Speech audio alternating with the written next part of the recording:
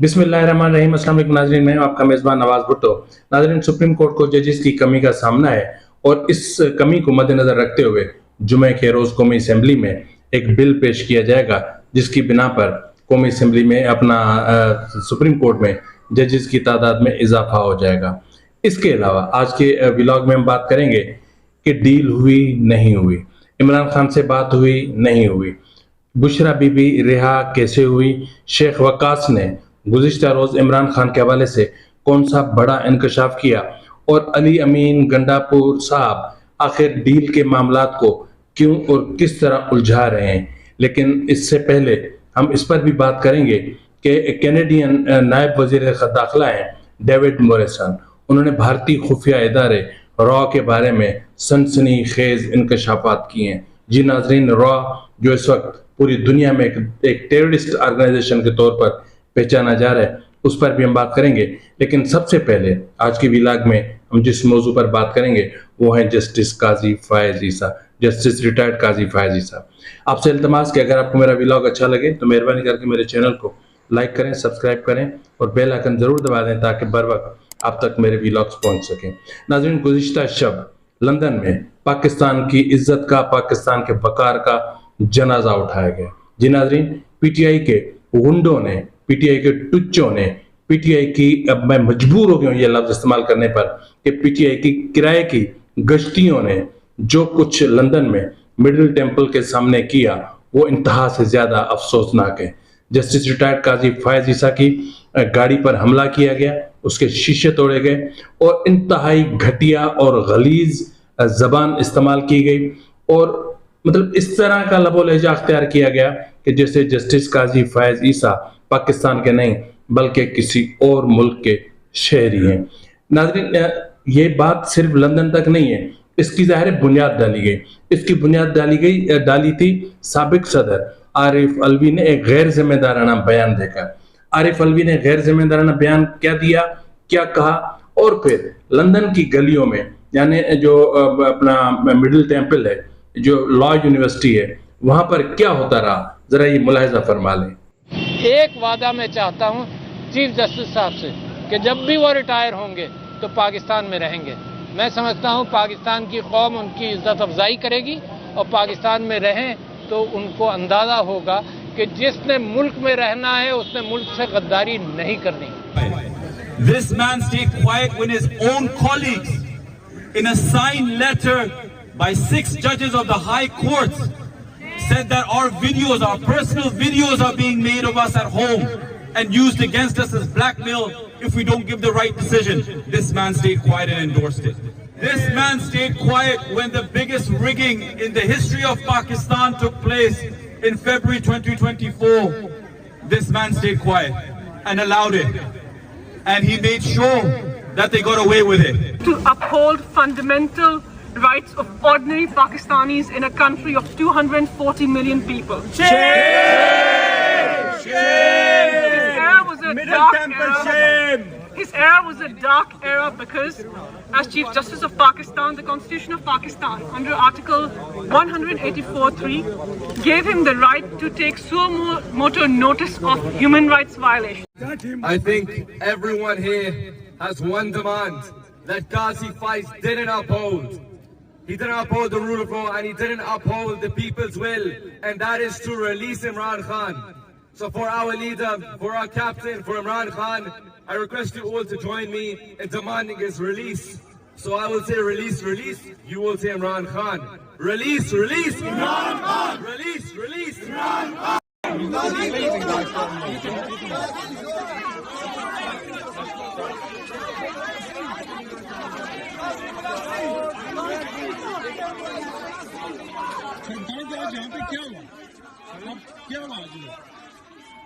I was just trying to explain to them that if they want to demonstrate, but be civic.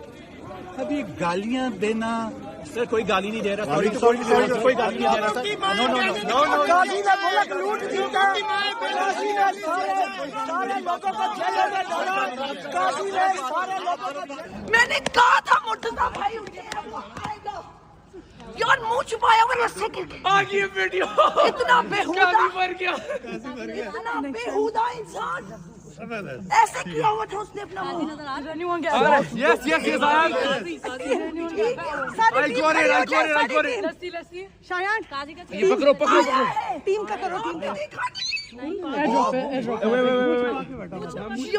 Did you get him ducking? Did you get him ducking? Yes, yes. Pakistani यहाँ पर justice है।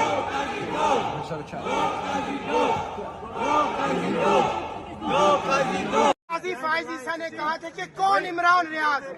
काजी फायज ईसा साहब, इमरान रियाज पाकिस्तान में है, वो वफादार है, आप गद्दार हैं, आपने एक दिन भी पाकिस्तान में नहीं गुजारा। काजी तेरी गुफ्तार पे लानत, बेशुमार बेशुमार। काजी तेरे किरदार पे लानत, बेशुमार बेशुमार।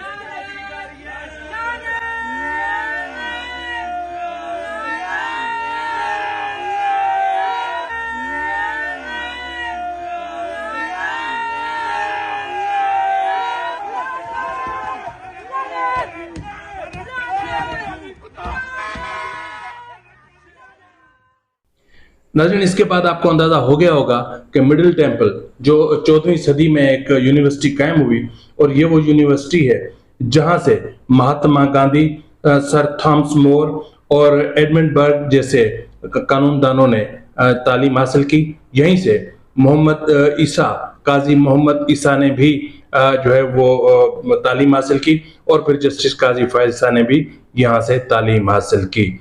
इसके अलावा जस्टिस काजी फायज ईसा पाकिस्तान के वाहिद जज हैं जिनको मिडिल टेम्पल यूनिवर्सिटी में जो है वो बेंचर मुंतखब किया गया है, और वो वहाँ अपनी खिदमत सर अंजाम देंगे। ये पाकिस्तान के लिए बहुत बड़ा एजाज़ है। ये जिस तरह पाकिस्तान के लिए ये बड़ा एजाज़ है कि इमरान खान को ऑक्सफोर्ड यूनिवर्सिटी का चांसलर नहीं बनाया गया। जी, पाकिस्तान के अपना ऑक्सफोर्ड यूनिवर्सिटी का चांसलर न बनाया जाना इमरान खान को पाकिस्तान के लिए बहुत बड़े एजाज की बात है, क्योंकि अगर ये वहां पर जाते तो हम जिन्स परस्ती परवान चढ़ती, वहां तवाइफें परवान चढ़ती, वहां गंदगी होती, वहां सियासी इंतहा पसंदी होती, वहां इंतकाम होता और वहां गिलाजतें होती।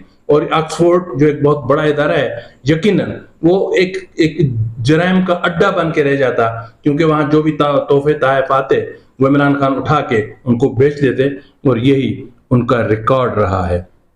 तो बहरहाल काजी फायज ईसा के साथ जो कुछ हुआ, जिस तरह हुआ, जिस तरह हमला किया गया, और ये शायान अली, जरा देखें तो सही कि गोल्डस्मिथ फैमिली इन तमाम चीजों को कैसे ऑर्गेनाइज करती है, इमरान खान को कैसे डिफेंड करती है, इमरान खान को बचाने की किस तरह कोशिश कर रही है। और शायान अली की जो है वो जमामा गोल्डस्मिथ के साथ ये तस्वीर इस चीज का मुंह बोलता सबूत है कि वहां पर चल क्या रहा है। कुछ दिन पहले एक तस्वीर और भी वायरल हुई थी जिसमें जमामा गोल्डस्मिथ को कैप्टन दब नहीं है, आदिल राजा के साथ दिखाया गया था, और वो तस्वीर बहुत ही शर्मनाक थी। तो बहरहाल मैं कोशिश करूंगा आपको दिखा दूं, अपने प्रोड्यूसर को कहता हूं कि आपको दिखा दें ताकि आप भी जान सकें कि क्या हुआ था। तो इसके बाद नाज़रीन हम बात कर लेते हैं हरदीप सिंह नजर केस की। हरदीप सिंह नजर केस खालिस्तान की से जो एक तहरीक है उसके अहम तरीन रहनुमा, और इस वक्त अगर हम बात कर लें तो इंतहा पसंदी की आग में जलता झुलसता भारत जो है वो खित्ते के बाद अब दुनिया के अमन के लिए खतरा बन गया है। नरेंद्र मोदी ने रॉ को एक दहशतगर्द तंजीम बना दिया है। अब कैनेडियन नायब वजीर दाखिला डेविड मोरिसन ने सलामती कमेटी के सामने एक स्टेटमेंट रिकॉर्ड करवाया है। उस स्टेटमेंट में उन्होंने कहा है कि भारतीय वजीर दाखिला अमित शाह ने कैनेडियन शहरियों के खिलाफ इंटेलिजेंस ऑपरेशन का हुक्म दिया था। उन्होंने कहा कि मैंने ही अमेरिकी अखबार में अमित शाह के नाम की तस्दीक की थी, और गार्डियन की एक स्टोरी पर उसमें हम बाद में आते हैं कि वो क्या हुआ। यहाँ पर मैं आपको इतना जरूर बता दूं कि जो कुछ हो रहा है ये कुछ अच्छा नहीं है। अगर हम देखें तो जो सिख फॉर जस्टिस ये हैं, सिख फॉर जस्टिस के रहनुमा गुरप्रीतवंत सिंह पुनू ने कहा है कि अमित शाह ने खालिस्तान के हामियों को पकड़ने के लिए एजेंसियों को हथियार बनाया। उन्होंने कहा कि अमित शाह के पुरतशद्दुद कार्रवाइयां अमित शाह की पुरतशद्दुद कार्रवाई अमेरिका और कनाडा की सलामती के लिए खतरा है। खालिस्तान रेफरेंडम भारतीय दहशतगर्दी के सामने खामोश नहीं रहेगा। सिख रहनुमा गुरप्रीत सिंह पुन्नू का कहना था कि आलमी बिरादरी को भारतीय जबर के खिलाफ खड़ा होना चाहिए। कनाडा और अमेरिकी तहकीकाती इदारों ने भी भारतीय चेहरा बेनकाब किया है। ये नाज़रीन, रिसेंटली अमेरिका के एक अखबार ने एक रिपोर्ट शाया की थी और उस रिपोर्ट में कहा गया था, जो लफ्ज इस्तेमाल हुए जरा उसको उस पर गौर कीजिएगा, कहा गया था कि पाकिस्तान, बांग्लादेश, श्रीलंका और भारत के दीगर पड़ोसी ममालिक को कनाडा और अमेरिका की तहकीकाती एजेंसियों का शुक्रगुजार होना चाहिए कि उन्होंने भारत का असल चेहरे को बेनकाब कर दिया। अमेरिकी अखबार का कहना है कि भारतीय एजेंसी ने पाकिस्तान में 11 सिख और कश्मीरी रहनुमा कत्ल किए।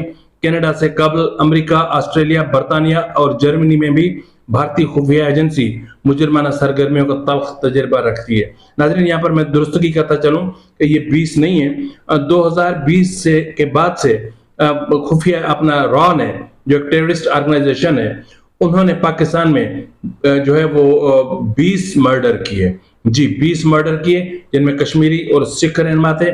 और यहाँ पर मैं आपको एक और चीज भी बताता चलूं कि सऊदी सहाफी जमाल खुशोगी, जिसको 2018 में कत्ल किया गया था, वो भी रॉ ने किया था। रॉ यूएई में बैठकर सारा प्लान करता है और फिर कभी कभी काबुल का जो नेटवर्क है उसको भी यूज करता है, यानी टीटीपी के नेटवर्क को भी यूज करता है, फिर बलूचिस्तान, और फिर ये सारा खेल खेला जाता है। अखबार मजीद कहता है कि अमेरिका और कनाडा में नरेंद्र मोदी हुकूमत ने अपने मुखालफिन का सफाया करने के लिए जो मंसूबा शुरू किया था, इब्तदाई चंद नाकाम और कामयाब वारदातों के साथ ही कैनेडियन और अमेरिकी तहकीकाती एजेंसियों ने अपने शहरियों और अपनी सरजमीन की हिफाजत करने के लिए न सिर्फ फाश कर दिया है, बल्कि रॉ के एजेंट निखिल गुप्ता को यूरोप के मुल्क चीक में ही गिरफ्तार करके अमेरिका ने कार्रवाई भी मुकम्मल कर ली है और फर्द जुर्म भी इस पर आयद हो चुकी है। अब कनाडा के जो वजीर आज़म है जस्टिन ट्रूडो, उन्होंने सख्त तरीन अल्फाज इस्तेमाल किए। जस्टिन ट्रूडो का कहना है कि भारत ने कनाडा की खुद मुख्तारी में जारहाना अंदाज से मुबैना तौर पर मुदाखलत की कोशिश करके बहुत ही खौफनाक गलती कर दी। सिख अलहदगी पसंद रहनुमा के कत्ल की साजिश में मुबैना तौर पर मुलविस होने के इल्जाम में 6 भारतीय सफारतकारों को मुल्क बदर करने के बाद ट्रूडो ने अपने बयान में कहा कि भारत कनाडा में भारतीय मुखालफिन को निशाना बनाने की वसीह तर कोशिश कर रहा है। कैनेडियन सियासत में गैर मुल्की मुदाखलत से मुतालिक तहकीकात के मौके पर वजीर आजम ट्रूडो को कहना था कि भारत हुकूमत ने खौफनाक गलती की कि उन्होंने सोचा कि वो कनाडा की सलामती और खुद मुख्तारी में इतनी जारहाना मुदाखलत कर सकते हैं। अब जी आगे कह रहे हैं कि अमेरिकी वजीर आजम ट्रूडो का कहना है कि चाहते तो G20 सरबराह इजलास में भारत के लिए इंतहाई, उस G20 सरबराह इजलास को भारत के लिए इंतहाई तकलीफ दे बना सकते थे। अब नाज़रीन, ये जो सब कुछ चल रहा है, ये जो रॉ जिस तरह की दहशतगर्दी कर रहा है, यानी आप देख लें कि भारत में लाखों की तादाद में मुसलमान, सिख और फिर जो अकलियतें हैं उनकी जान ली गई है, उनको कत्ल किया गया है। और ये सारा काम रॉ और ये जो इनकी इंतहा पसंद ऑर्गेनाइजेशन हैं उनकी तवज्जो से किया गया है। इस वक्त दुनिया को चाहिए कि उठ खड़े हों। और मैं ये कहता हूं कि जब ये रिपोर्ट सामने आई थी कि भारत ने पाकिस्तान में 20 से ज्यादा लोगों की जान ली है या उन्हें कत्ल किया है, तो उस वक्त ही पाकिस्तान को भी भारतीय सफारती अमले को यहां से निकाल देना चाहिए था और एक भरपूर एहतजाज की सदा बुलंद करनी चाहिए थी दुनिया के सामने, ताकि दुनिया भी जान सके कि भारत किस कदर दहशतगर्दी कर रहा है और भारत खित्ते तो क्या पूरी दुनिया के अमन के लिए किस तरह खतरा बनता जा रहा है। नाज़रीन, इस वक्त हम बात कर रहे हैं कि जो सिंपल सी बात है कि जजेस की तादाद में इजाफा है और वो इजाफा यकीनन बिल की सूरत या कानून साजी से ही अमल में लाया जा सकता है। यानी 17 से 30 जजेस की तादाद की जा रही है, जिसकी वजह यह है कि ज़ाहिर कॉन्स्टिट्यूशनल बेंचेस बनेंगे। अब यहाँ पर जो बहुत बड़ा सवाल आ रहा है, बहुत बड़े सवाल आ रहे हैं, वो ये हैं कि जो दो पिटिशन सबमिट हुई हैं, अब उसमें 184(3) या जिस उसमें भी हुई हैं, उसमें 26वीं आईनी तरमीम को चैलेंज किया गया है। 26वीं आईनी तरमीम के खिलाफ सख्त कार्रवाई या उसको कलअदम करार देने और उसके हवाले से बहुत सारी चीजें की गई हैं। अब अगर यहाँ पर देखें तो सबसे पहले जिस बात का सामना करना पड़ता है वो है conflict of interest. Conflict of interest ये है कि अगर 26वीं आईनी तरमीम को रिवर्स किया जाता है तो फिर यकीनन जो है वो जस्टिस मंसूर अली शाह और जस्टिस मुनीब उनको फायदा होगा, और नुकसान होगा तो चीफ जस्टिस याया अफरीदी को होगा। तो इसलिए अब ये जो बेंच है ये कैसे बनेगा, या आया ये मामला जाएगा कॉन्स्टिट्यूशनल बेंच में, जो 5 रुकनी बेंच होगा, क्या इस मामले को वो सुनेगा? यहाँ पर जो अहम तरीन चीजें हैं इसको समझने के लिए जरूरी है कि हम जियाउर रहमान केस को समझें, सईद अहमद केस को समझें, फौजी फाउंडेशन केस को समझें, और महमूद अचकजई केस को समझें, वकला महाज केस को समझें, पाकिस्तान लॉयर्स फोरम केस को समझें, और डिस्ट्रिक्ट बार पिंडी केस को समझने की जरूरत है। इस वक्त इन तरामीम के हवाले से या उसको सुप्रीम कोर्ट में चैलेंज करने के हवाले से सबसे बड़ा जो हवाला दिया जाता है वो है आइन के आर्टिकल 239 के सब सेक्शन 5 का, जिसमें कहा जाता है कि सुप्रीम कोर्ट के पास यह अख्तियार नहीं है कि वो जो है वो किसी भी आईनी तरमीम को अदालत में उस पर बहस करके उसको कलअदम कर सके। लेकिन ऊपर जितने मैंने केसेस का हवाला दिया आपको, उसको अगर आप पढ़ेंगे तो उसमें एक केस ऐसा है, यानी डिस्ट्रिक्ट बार पिंडी केस ऐसा है कि उसमें यह कहा गया था कि सुप्रीम कोर्ट नहीं कर सकती, तरामीम को रोकना या ये चीजें नहीं कर सकती, क्योंकि जो आइन के आर्टिकल 239 का सब सेक्शन 6 है वो अपने आप में बहुत ज्यादा वाज़ेह है, उसमें कोई एम्बिग्यूटी नहीं है। वो कहता है कि पार्लियामान के पास वसी अख्तियारात हैं, लामहदूद अख्तियारात हैं कि वो आइन में तरामीम कर सकते हैं और उनको कोई नहीं रोक सकता। जिस तरह 5 में है उनको चैलेंज नहीं किया जा सकता, इस तरह 6 में है कि आइन के पास, पार्लियामान के पास लामहदूद अख्तियारात हैं। और अगर ऊपर के केसेस का हम जायजा लें तो उनमें कहा गया है कि पार्लियामान सिर्फ आइन के बुनियादी ढांचे को नहीं छेड़ सकती। अब जहां सवाल यह है कि आया हमारे आइन का बुनियादी ढांचा है क्या?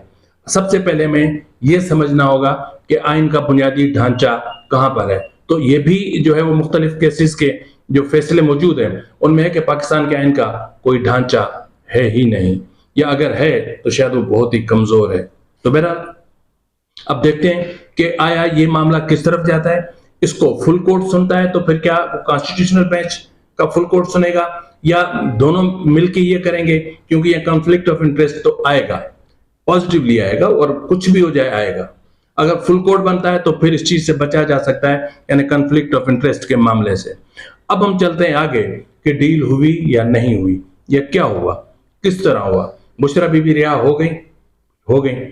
पेशावर हाई कोर्ट उनको हिफाजती जमानत 14 दिन की गुज़िश्ता रोज दे चुका। लेकिन गुज़िश्ता रोज पीटीआई रहनुमा शेख वक्कास ने एक प्रेस कॉन्फ्रेंस की। उस प्रेस कॉन्फ्रेंस में उन्होंने कहा कि हम कानूनी माहिरीन से मुशावरत कर रहे हैं कि इमरान खान को जिस तरह अडयाला में विक्टिमाइज किया जा रहा है, जिस तरह उनको जो बेसिक फंडामेंटल राइट्स हैं उनसे महरूम रखा जा रहा है, या जिस तरह जेल मैनुअल की खिलाफ वर्जियां की जा रही हैं, या जिस तरह इमरान खान की जिंदगी को खतरात लाहक हैं, इन चीजों को मद्देनजर रखते हुए इमरान खान को अडयाला चूंकि पंजाब में है तो इमरान खान को केपीके के किसी जेल में मुंतकिल किया जाए। समझ रहे हैं ना बात आप, कि कहां लेकर जा रहे हैं कि केपीके की किसी जेल में उनको मुंतकिल करें। अब ये कैसे होगा ये तो अल्लाह ही बेहतर जानता है, क्योंकि केसेस अगर पंजाब में है, केसेस अगर वफाकी दारुल हुकूमत में और जेल केपीके हो तो, और हाँ अगर अदालत की मर्जी से हो फिर तो ठीक है, अगर उनको सिक्योरिटी खदशात लाक हो वहां पर फिर भी ठीक है। और पीटीआई से ये भी बैद नहीं है कि टीटीपी के लोगों को इस्तेमाल करते हुए अडयाला जेल पर 2 बम फेंकवा दे, 2 क्रैकर फेंकवा दे, कुछ भी कर सकती। भाई ये टीटीपी है और पीटीआई है, क्योंकि पीटीआई टीटीपी एक सिक्के के 2 रुख है, क्योंकि यही पीटीआई है जो टीटीपी के 50,000 से ज्यादा खतरनाक दहशतगर्दों को काबुल से लेकर खैबर पख्तूनख्वा में उनको आबाद करवाया था। तो आज जाहिर है कि वो उनका कर्ज भी उतारेंगे, लेकिन सवाल फिर भी अपनी जगह पर है कि डील हुई या नहीं। तो अली अमीन गंडापुर जानबूझ के इस डील के मामले को उलझाने की कोशिश कर रहे हैं। अली अमीन गंडापुर आखिर इस तरह क्यों कर रहे हैं? पिछले दिनों कुछ चीजें सामने, और आज अगर आप देखें तो अंसार अब्बासी साहब की द न्यूज में एक स्टोरी छपी है, यानी अली अमीन गंडापुर का एक इंटरव्यू है, उसमें वो डील की एक तरफ तो तरदीद कर रहे हैं और दूसरी तरफ वो आर्मी को ये कह रहे हैं कि अपनी पॉलिसियां ठीक करें, एस्टेब्लिशमेंट इमरान खान से मुतालिक अपनी पॉलिसियां ठीक करे। तो मसला ये है कि बुशरा बीबी मतलब केपीके क्यों गई, केपीके जाकर उनका वहाँ पर रहना, ये मैं पहले भी एक प्रोग्राम में वाजे कर चुका हूँ कि वो समझ रही थी कि वो शायद बनीगाला में महफूज नहीं है, बल्कि वो बनीगाला में ज़्यादा महफूज थी। लेकिन मसला ये था कि जिस फार्मूले के तहत या जिस एजेंडा के तहत या जिन मामलात पर उनको अडयाला से रिहाई मिली 9 माह के बाद, या इमरान खान और इस्टेब्लिशमेंट या बुशरा बीबी के बीच में जो मामला तय हुए उसको आगे बढ़ाना था, तो आगे बढ़ाने वाला कौन हो सकता है? यकीनन अली अमीन गंडापुर हो सकता है, क्योंकि अली अमीन गंडापुर वो शख्स है जो इस्टेब्लिशमेंट के साथ बराह रास्त रास्ते में है। ये वो शख्स है जो 2 बार सरकारी मेहमान बनता है, ब्रीफिंग देता है, ब्रीफिंग लेता है और फिर चला जाता है। यानी इस वक्त पीटीआई इस्टेब्लिशमेंट का एक गढ़ बनी हुई है, हर दूसरे आदमी का ताल्लुक कहीं ना कहीं से इस्टेब्लिशमेंट में से है, और पीटीआई की जरे की रिपोर्ट वहाँ पहुँच रही है, और पीटीआई को किस तरह ख़त्म करना है, किस जगह ले जाना है, कहाँ किन मकासद के लिए इस्तेमाल करना है, ये कोई बातें ढकी छुपी नहीं है। इसके अलावा अगर आप देखें तो अली अमीन गंडापुर साहब जो हैं, वो जाहिर है कि बुशरा बीबी जिस एजेंडे के तहत आई हैं उसको आगे बढ़ाना है, वो जो मुज़ाकरात हुए हैं उनको देखना है। उन मुज़ाकरात के नतीजे में जाहिर है कि अली अमीन गंडापुर, बुशरा बीबी, इस्टेब्लिशमेंट आपस में जुड़े हुए हैं और आपस में नेगोशिएट करके, बातचीत करके और उसके बाद मामला को आगे बढ़ाना है। तो यकीनन वो बार बार अली अमीन गंडापुर अगर बनीगाला आते तो फिर बहुत सारे सवाल पैदा होते। तो इसलिए ये ज़रूरी था कि बुशरा बीबी को केपीके में रखा जाए सरकारी मेहमान के तौर पर, सरकारी अखराजात पर। तो यहाँ मैंने सरकारी अखराजात पे जोर दिया है, ज़रा सोचिएगा ज़रूर। तो बहरहाल जाते जाते मंसूर अली शाह साहब को मुबारक हो, जस्टिस मंसूर अली शाह, कि वो टिकटॉकर बन गए और वो टिकटॉक जो सोशल मीडिया पर वायरल हुआ, और उसके पस मंज़र में जो गाना लगा हुआ है वो गाना अपने आप में इस चीज़ का सबूत है कि मंसूर अली शाह कौन है, क्या है, और उसके पीछे कौन है और कौन उसको प्रमोट कर रहा है। फिलहाल के लिए इतना ही, मिलते हैं अगले प्रोग्राम में, तब तक इजाज़त दीजिए। फी अमान अल्लाह।